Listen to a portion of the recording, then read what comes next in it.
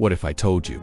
Some of the biggest empires in history didn't fall because of war. They fell because of something invisible. No armies, no weapons, just microscopic organisms. Throughout history, diseases have wiped out entire populations, changing borders, economies, and even the future of humanity. Today we're exploring the deadliest pandemics the world has ever seen, and we'll end with a disease that still kills hundreds of thousands every year.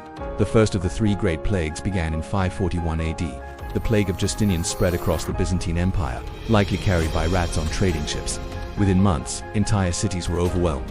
At its peak, it killed up to 10,000 people per day in Constantinople alone. Historians estimated killed between 25 to 50 million people, nearly half of Europe's population at the time.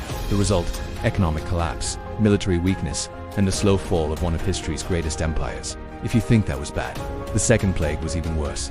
The Black Death, between 1347 and 1351. This pandemic wiped out 30 to 60% of Europe's population. An estimated 75 to 200 million people died. In some villages, everyone was gone. The disease spread through fleas carried by rats, traveling along trade routes like the Silk Road. The aftermath changed society forever.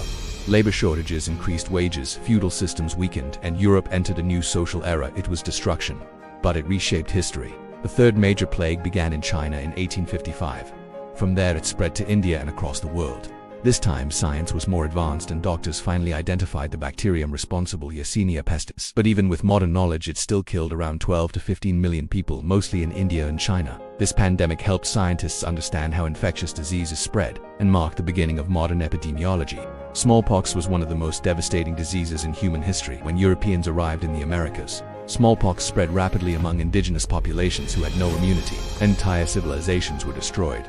In the 20th century alone, smallpox killed an estimated 300 to 500 million people. But here's the incredible part. In 1980, smallpox became the first disease in human history to be completely eradicated through vaccination. One of humanity's greatest victories. In 1918, as World War I was ending, another enemy appeared: the Spanish flu. Unlike most flu viruses, this one killed healthy young adults. It spread globally in just months. Around 500 million people were infected. That was 1/3 of the world's population at the time.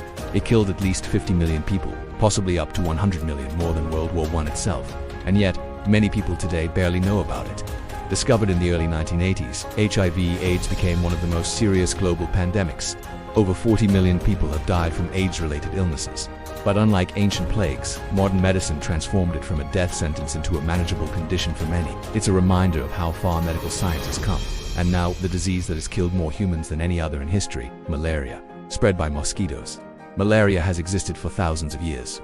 Historians estimate it may have killed over 50 billion people throughout human history.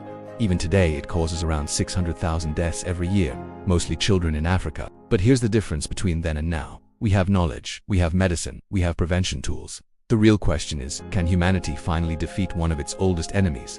From ancient empires to the modern world, disease has shaped human history more than most wars ever did. But every pandemic also pushed humanity to innovate, adapt, and grow stronger. If you found this video fascinating, make sure to like and subscribe for more mind-blowing history and science content, because the next story might change how you see the world.